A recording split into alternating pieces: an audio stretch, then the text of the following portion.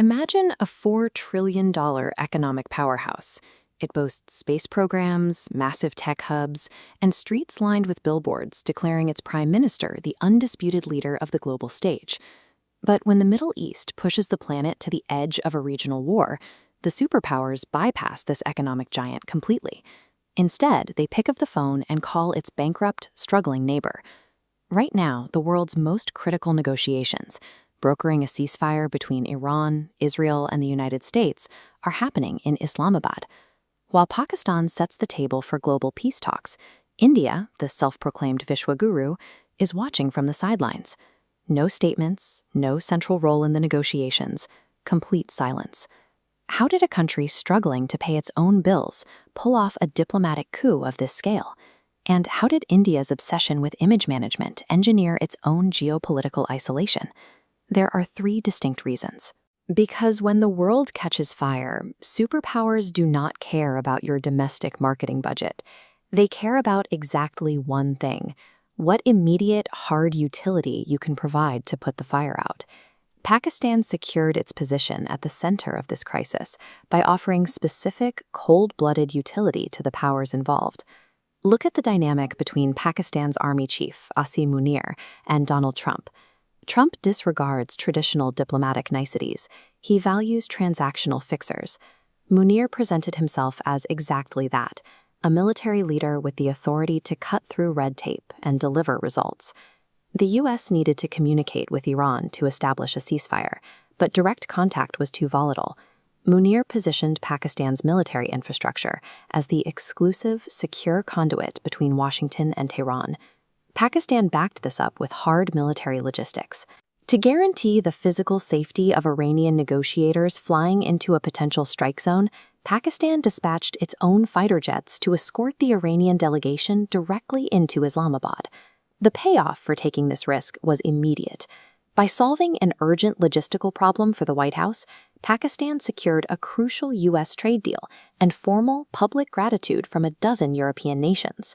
They traded physical military access and a willingness to absorb risk for economic lifelines. That is textbook realpolitik. Pakistan played its strongest card: geography. Direct borders with Iran and China provide a physical advantage PR cannot buy. China is the silent engine. As the primary buyer of Iranian oil, Beijing used its immense economic leverage to quietly pressure Tehran to the negotiating table. Pakistan capitalized on the pressure China applied. They offered their capital as the safe, neutral ground where the West and Iran could finally meet, acting as the acceptable, outward-facing host for a Chinese-backed initiative. India possesses massive regional influence of its own, but focused entirely on maintaining a flawless domestic optics strategy, New Delhi failed to deploy that influence to mediate the crisis. When you combine raw geographic placement with the quiet backing of a superpower like China, Western nations have no choice but to rely on you, even if your economy is heavily burdened. Let's examine why India is absent. Over the last decade, Indian foreign policy has been increasingly designed to project power back home. Think of the massive G20 summits where every camera angle and banner was optimized for domestic consumption. This strategy peaked with the "Papa Stopped the War" ad campaign. Claiming you halted the Russia-Ukraine conflict might win votes in Hindi-speaking states, but it buys you zero actual leverage in international war rooms.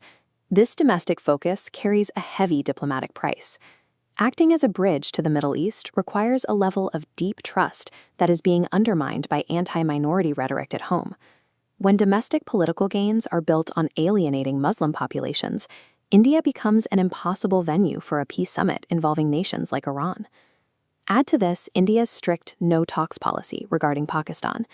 By entirely freezing out its neighbor to look tough at home, India ensured it had zero diplomatic backchannels when the entire geopolitical focus suddenly shifted to Islamabad. You cannot claim to be the Vishwaguru, the teacher of the world, while alienating your own minorities and running a foreign policy engineered mostly to manage local news headlines. 12 years of well-funded, meticulously crafted global branding vanishes the second a real crisis demands actual diplomatic risk. Despite an economy 10 times smaller, Pakistan became the essential channel for the White House and the Iranian leadership, handling the trade deals and tactical logistics that India once claimed as its exclusive domain. In the end, global leadership का असली इम्तिहान हमेशा ज़मीन की हकीकत और कूटनीतिक काबिलियत से ही होता है. Has India sacrificed its true diplomatic edge just to win local elections? I want to know what you think. Drop your thoughts in the comments below.